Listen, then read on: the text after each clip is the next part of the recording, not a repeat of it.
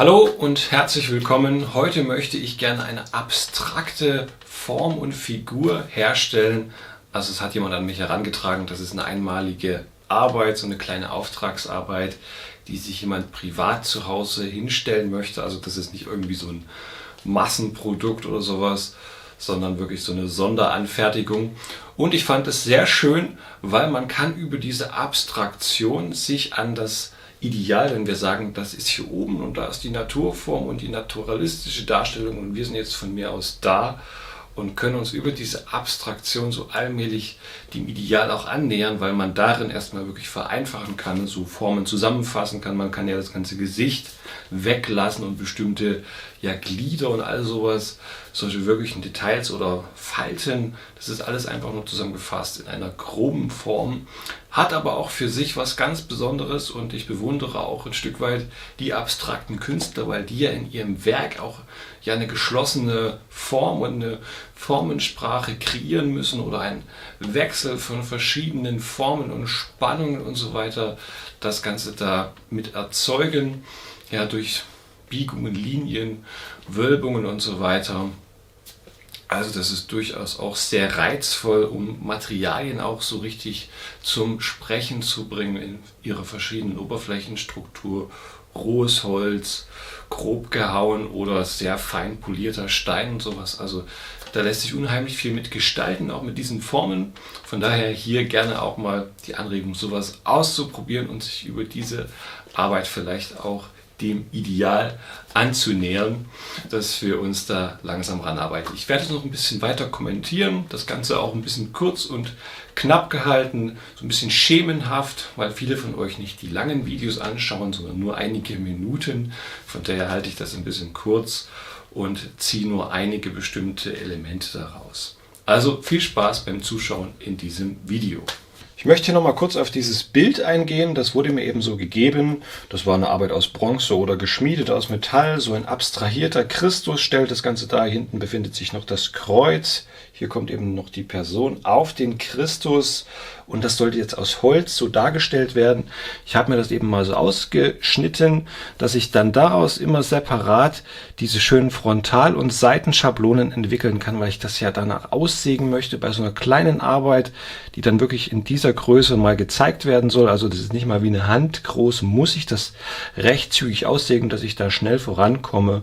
Und ich zeige hier bewusst aber auch mal diese plumpen Zeichnungen, weil es mir jetzt nicht hier um eine super schön schattierte perspektivische Zeichnung irgendwie geht. Das kann man zu Studienzwecken logisch alles machen, aber hier geht es mir um diese Werksschablone, mit der ich dann 1:1 im Holz arbeiten kann und lasse das auch hier so ein bisschen zu dick. Wenn da noch so perspektivische Verdrehungen in der Hand sind, kann ich das jetzt hier auch noch rausarbeiten oder der Ellenbogen, wenn der hier an der Innenseite des Arms so ein bisschen ansetzt, wollte ich das nicht direkt so dünn, wie ich erst aufgezeichnet habe, aussägen, sondern mit diesem Freiraum lassen, das so ein bisschen beim Schnitzen noch zu bewegen oder bewegen zu können, dass ich es dann genau anpasse und das werde ich immer wieder abgleichen und ich konzentriere mich jetzt im Video auf diese Arbeit, säge das aus, schnitze das und kommentiere das noch ein bisschen und setze das dann alles zusammen und werde das dann auch an das Kreuz ansetzen. Ich zeichne diese Figur auf von der Seite, mache da eben meinen ersten Schnitt mit der Bandsäge. Ich lasse da unten keinen Sockel dran, weil mein Plan ist, diese Figur in der Hand zu schnitzen. Das hat den einfachen Grund, dass ich sie in der Hand wirklich sehr schön drehen kann und von allen Seiten gut bearbeiten kann und auch sehr schnell und flexibel die Schnittrichtung und Bearbeitungsrichtung ändern kann. Wenn ich sie aufspanne, müsste ich da einen Sockel dran lassen. Für diese kleine Arbeit wäre mir das jetzt zu aufwendig, weil ich das ja dann wieder absägen muss und diese Figur einfach in ihrer Endbearbeitung keinen Sockel aufweist. Deshalb ist es für mich am einfachsten, das Ganze hier schön auszusägen, so wie es auch am Ende gezeigt wird und dann in der Hand wirklich nachzuschnitzen. Die Herausforderung ist eben diese gabelartigen Arme, dass man eben in der Hand, wenn man jetzt da so vor sich hinarbeitet, eben diese nicht irgendwie abbricht oder da das Holz zum Spalten bringt, weil es verläuft ja längs die Faser und ich könnte also so einen Arm da durchaus abbrechen, wenn ich das zu doll in der Hand zusammendrücke, wenn man also viel Kraft hat. kann das durchaus vorkommen. Ja, habe ich das von beiden Seiten übersägt und jetzt drücke ich eben hier mit meiner Spezialtechnik, so mit dem Bein, diesen Versatz praktisch weg, wo also jetzt überschüssiges Material neben dem Kopf ist. Mit so einem Balleisen lässt sich das immer schön anlegen. Ich lege die Spiegelfläche auf, weil dann der Schnitt so ein bisschen giftiger reinzieht. Natürlich muss ich das sehr gut kontrollieren, aber ich kann da auch schöne Stiche setzen. Und ja, wenn ich den Schnitt eher so ein bisschen auslaufen lassen will, lege ich die Phase des Eisens an. Und hier diese inneren Bereiche, da nehme ich eben so einen Hohlbohrer und tue das auch so ein bisschen taktartig wegdrücken. Und desto kleiner die Schnitte werden, verzichte ich dann auf die Unterstützung mit dem Bein. Hier oben habe ich jetzt gemerkt, da muss noch etwas weg von der Länge der Arme. Die sind im Vergleich sonst etwas zu lang. Ja, und das werde ich dann aber erst wirklich wegschneiden, wenn ich die Hände etwas dünner gemacht habe. Genau, und da kann ich mit dem Messer auch schön in diesen nach oben gespannten Rundungen reinarbeiten. Also wir sehen hier eigentlich auch ein ganz tolles Wechselspiel so von einer Konkavität und einer Konvexität. Also konvex wäre eben so nach außen gewölbt und konkav nach innen gewölbt. Das finde ich für so abstrakte Arbeiten sehr, sehr wichtig, dass man damit eben so eine rhythmische Gestaltung am Ende auch wirklich hinbekommt. Das ist natürlich sehr wichtig, schön zu gestalten, auch bei diesen abstrakten Arbeiten. Also dass so eine Linie schön gespannt ist, so dadurch auch ein Ausdruck zustande kommt. Und ich arbeite jetzt eben mit dem Messer. Wenn ich so ein bisschen zum Körper hin arbeite, ist aber der Daumen hier mein Stopppunkt. Ja? Also ich arbeite eben nicht weiter, als wie mein Daumen ist, aber eben so geschickt arbeiten, dass man sich nicht in den Daumen schneidet. Natürlich bedarf das am Anfang etwas Übung. Ich würde jetzt nicht sofort einen Teenager oder Kind so schnitzen lassen, sondern dann muss man schon erstmal vom Körper wegarbeiten. Das Schöne ist auch, dass man in der Hand, dass man ein Stück sofort von sich wegbewegen kann und auf die Gesamtheit der Arbeit schauen kann. Ja, ich wollte das auch so mit den Schnitten gestaltet lassen, also dass ich hier immer wirklich diesen Schnitt am Holz sehe. Wenn man Holz hobelt, sieht man ja auch so wunderschön, dieses Holz glänzt und ist so offen und so. Wenn ich das schleife, sieht das schon völlig anders aus. Das sieht man dann zum Schluss am Kreuz. Da ist das Kreuz eben leicht geschliffen und die Figuren sind geschnitzt gelassen. Ja? Also ich will da wirklich den Schnitt sehen. Das finde ich einfach sehr schön, auch für diese kleine Arbeit und für das Material, dass das irgendwie anders offen erscheint.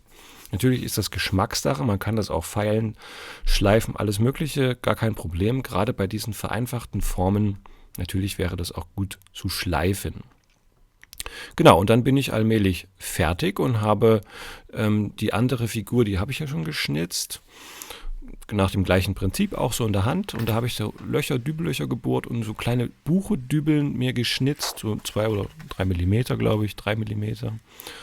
Und leime die da ein und setze auf diese Weise die beiden Figuren eben zusammen. Ja, das ist also sehr filigran, man sollte da nicht ranrammeln, sonst wird es sicherlich kaputt gehen.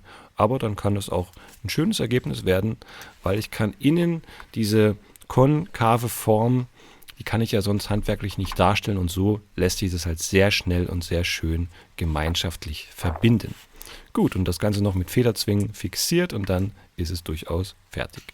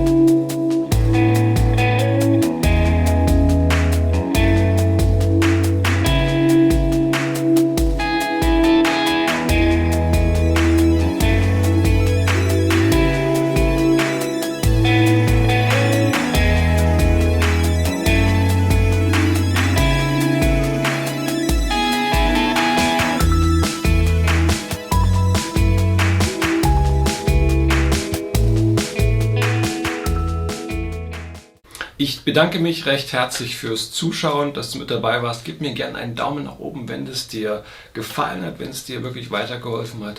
Dann kommentiere auch gerne unter dem Video noch oder gib vielleicht Anregungen auch für andere, dass wir da alle schön im Gespräch miteinander sind. Und dann wünsche ich dir auch viel Freude mit deinen eigenen Arbeiten. Wenn du hier gerne mit dabei sein möchtest, kannst du diesen Kanal natürlich kostenlos abonnieren. Unter dem Video einfach auf den Abonnieren-Button klicken und die Glocke noch aktivieren. Dann wirst du immer aktuell informiert, wenn ich was Neues hochlade. Und du bist hier automatisch mit dabei und verpasst du auch keine neuen Videos, die hier regelmäßig erscheinen sollen. In diesem Sinne wünsche ich dir alles Gute und viel Freude mit deinen eigenen Arbeiten. Komm gut voran, bis zum Wiedersehen. Mach's gut und bevor ich es vergesse, es gibt auch noch diesen Klüpfel zu gewinnen, den ich morgen verlosen werde. Und wenn du den nicht gewinnen solltest, kannst du natürlich auch sowas bei mir kaufen und mich entsprechend anfragen. In diesem Sinne, mach's gut, bis zum Wiedersehen und ciao.